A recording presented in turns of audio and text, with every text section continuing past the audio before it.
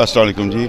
2 बजे का कल टाइम है जी। हम सबको जो है लोगों के साथ यहाँ पर मौजूद होंगे और यहीं से हम खान साहब के साथ जो है रैली निकालेंगे। हर किस्म की दुश्वारी का, हर किस्म की ख़तरे का हम सामना करेंगे और इंशाल्लाह खान साहब के साथ खड़े होंगे। ASA TV को भी बहुत आपको सराहता हूँ।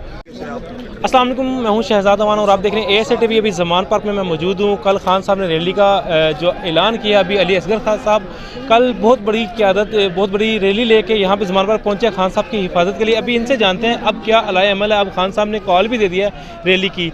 अस्सलाम वालेकुम सर। अस्सलाम वालेकुम जी।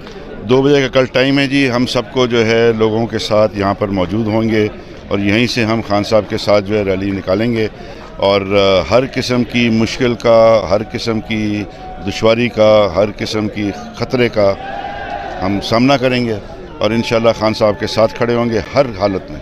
सर क्या लगता है पंजाब पुलिस दोबारा